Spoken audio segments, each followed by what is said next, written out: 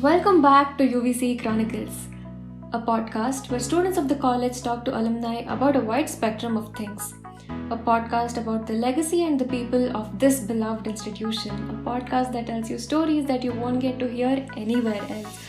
A podcast from people who have a word of advice or two for you. After one successful season, we are back with season 2. So if you're a new listener, then do check out our past episodes because trust me, you will not be disappointed. So, with that, let's kick off the first episode of this season.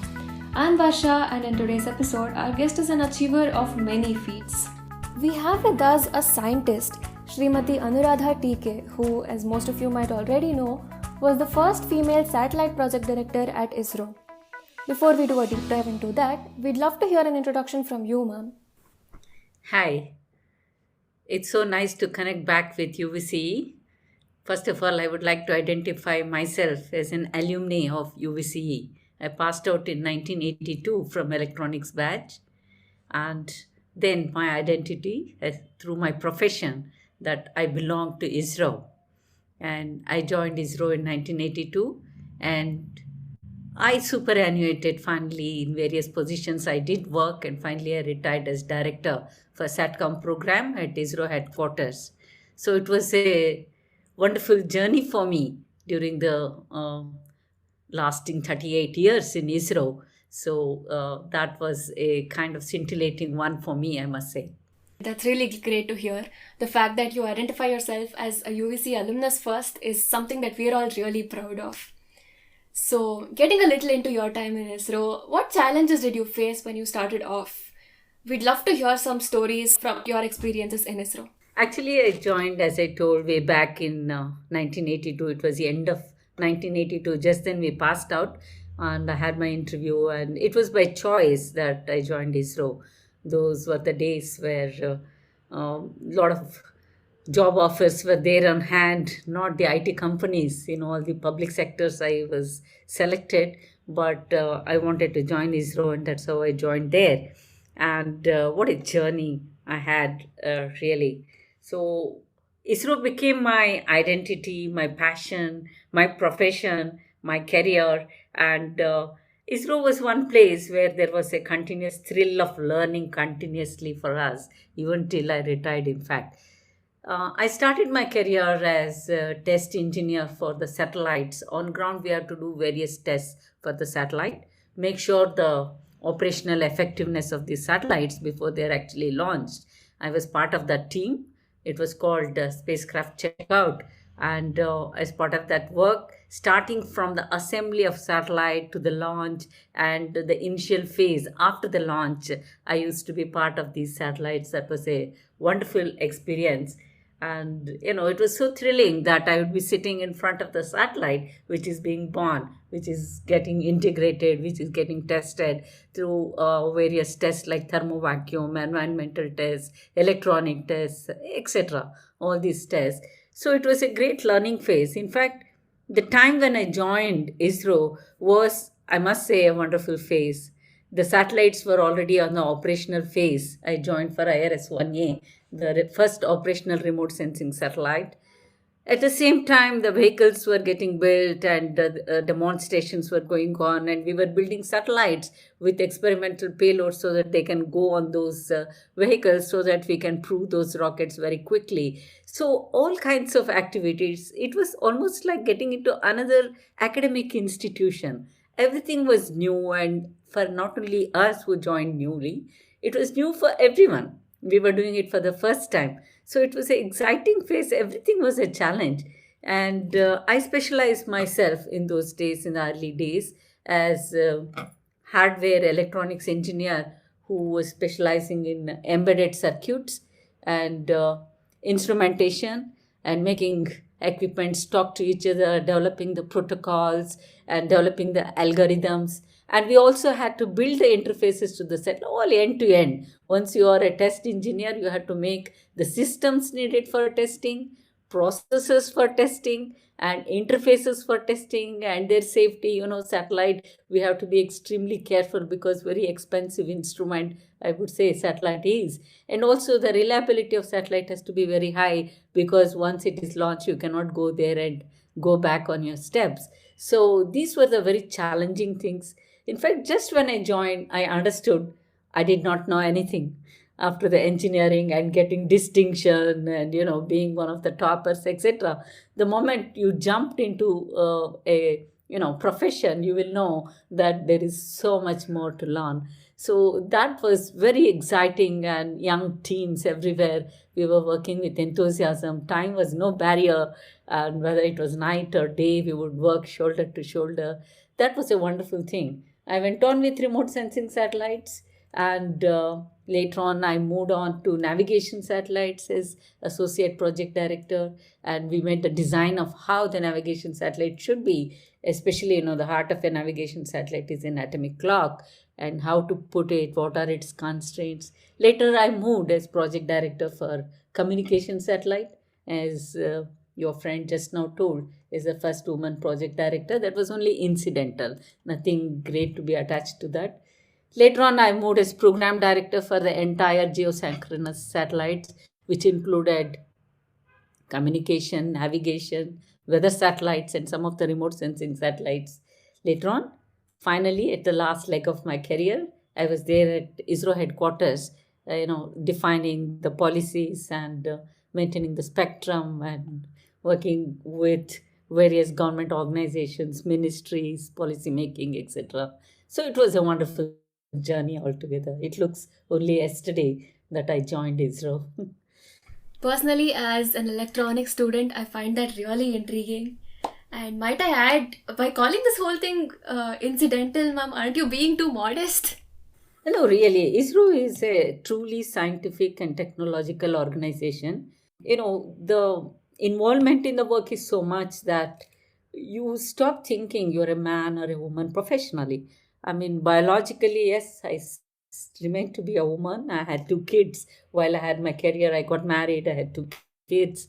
Those aspects, if you are looking at it, it is kind of, balancing the private life and the career life, which everyone talks about. So I made my options how I should go ahead, and I think I made the right choices in those directions. Apart from that, as an engineer, as a scientist at ISRO, absolutely, you will never recall you're a woman or a man.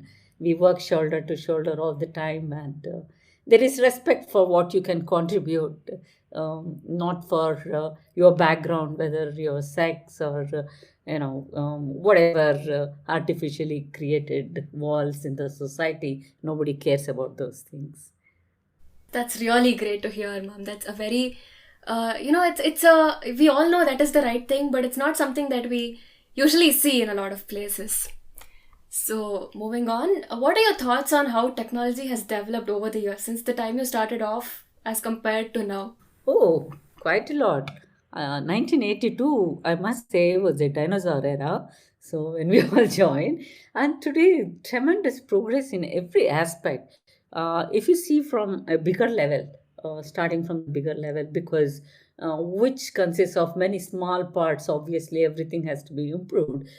If you see, we started making remote sensing satellites, which we had kilometers of resolution, swaths and meters together of resolution, etc. Today we have sub-meter resolutions and hyperspectral imaging, and it is wonderful. I mean, it's like you can see directly with your eye, starting from 1,000 kilometer, 800 kilometer, 600. Not only that, initially we were making remote sensing satellites which can image only in the daylight. Today it is all weather, whether it is clouds are there or anything. You can see through it, night or day, you can see from the sky everything. And a lot of data processing technologies have improved on remote sensing side. If you take on weather satellites, fantastic, phenomenal growth. Today we have satellites, my department will be getting every 15 minutes update on the globe and in various bands. And we have various very special payloads which are there on those satellites, which will be giving a lot of data of interest to the meteorological people. And if you see the navigation satellites, which we never had when we joined, it was there with only very few nations. Even today, with very few nations, India is proudly one among them. And it is a very involved technology, bringing a navigation satellite and bringing those applications. It's not only just making the satellite, it is how you use it, technologically huge advancement. And I will come to my communication satellites, where I spent a lot of my time. I- Enormous, I must say.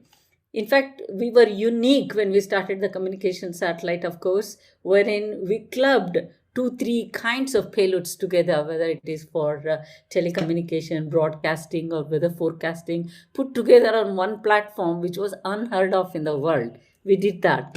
And later on today, in every aspect, today communication satellites, we have gone to the heaviest satellite, 6-ton satellite, GSAT 11, and we are given high throughput satellites, which is the top buzzword in communication satellites from geosynchronous orbit is high throughput satellites.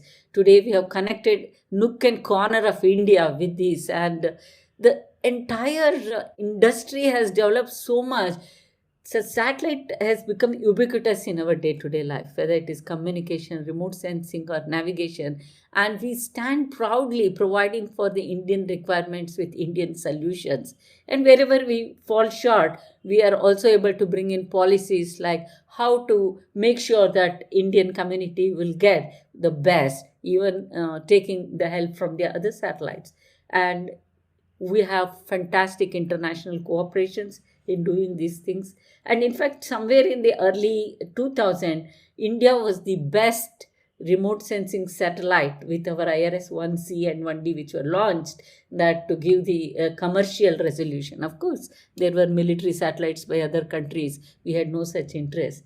And these are all have been very great advancements. And today, you must have recently read in the communication, even quantum communication experiments have been successfully implemented in ISRO. It came in the newspapers also yesterday or day before, how it has been done. In fact, these experiments have been going on, and we have done so many advanced technologies in wonderful antennae, like dual gridded reflectors, all indigenous, phased array antennas, and rotatable antennas, huge antenna, and importantly, how to incorporate such things mechanically, structurally.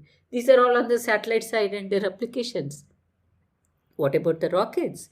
ISRO has done wonderfully well, starting from very humble start. Today we have, PSLV, of course, which is a workhorse, and GSLV with indigenous cryo engines. So you take any field, there has been huge advancement. In the last 4 decades, I must say. That's definitely a matter of pride. So, ma'am, when you look back at your career in ISRO, are there some incidents that that are highlighted in your memory, something that is very memorable and you won't really forget it ever? Yes, what I would love first of all is we made a satellite called Technology Experiment Satellite, and that was so fantastic. It came as a blessing in disguise that we had ban, embargo, that we could not get technology from other countries, and that was post Kargil and post Pokhran too, and that was a blessing in disguise. Lot of new technologies we developed, and I'm very lucky I was part of that team, the Technology Experiment Satellite, where 11 new technologies we brought in, including algorithms and materials and technologies, how to do that. And that satellite was dancing in the sky to our commands, automatically doing so many things. That was something very, very memorable personally.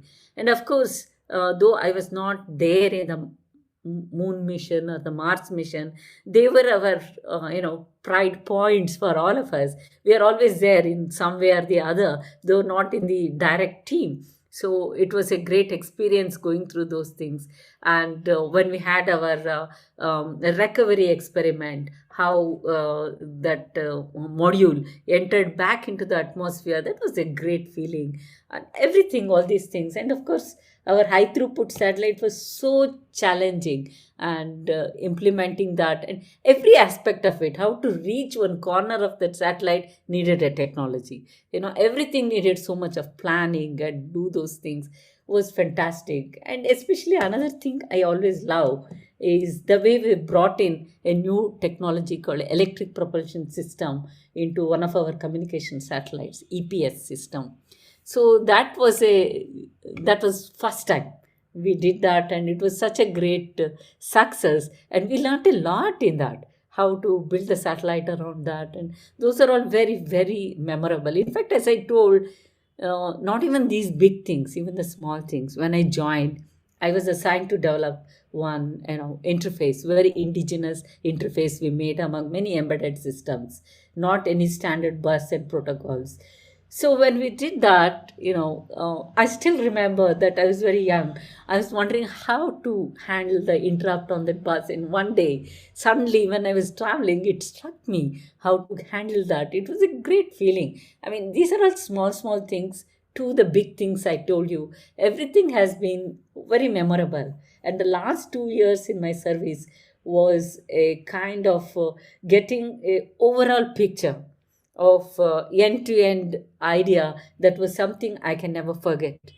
Starting from the farmers to the soldiers to the merchants, how our applications are reaching, and they would approach us and get solutions from us. That was something unforgettable, really. That's really nice to hear, ma'am. So, your growth to being the satellite project director at ISRO, starting off as a spacecraft test engineer, is really inspirational. So, what advice would you give to current students who want to pursue research?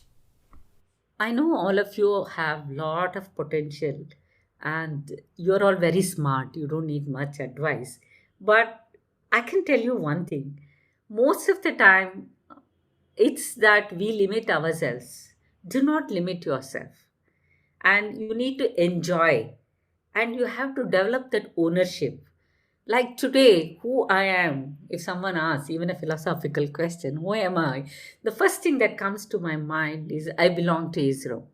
That belongingness you have to develop, and you have to enjoy that whatever you are doing. If you don't enjoy, you cannot excel. You cannot give your full, you know. So, and you can enjoy if it is your passion. So please pursue your passion, and don't do it because someone did and I also have to do it. And that's a way to lead a full life. And you may not succeed always, but you will have no regrets if you follow this by following your passion. Because success is something everybody can define in many ways. So if it gives you happiness, that's a success, right? So, I mean, those are the parameters you have to define for yourself and develop a passion. That's most important. There is no single formula for everybody that they become famous, they become, great and all that. It's not true. So you have to be satisfied. As a elderly person today, I can tell you that's what matters the most in life. So whether you had a self satisfaction and whether you felt that it was a life worth living for. I feel my life was worth living for, being in ISRO and having a wonderful personal life too. So that's what is my advice. Please follow your heart, follow your passion, and do what you feel you can enjoy. It can be anything. Please do that. Listeners, I really hope you all took notes because that was definitely something to think about. And with that, we've reached an end of this episode of the podcast. Ma'am, thank you so much. It was a really intriguing, interesting conversation. And I think in the last 20 minutes, I've learned so much. So thank you again. Audience, that was our episode with Srimati Anuradha TK. Stay tuned for the next one.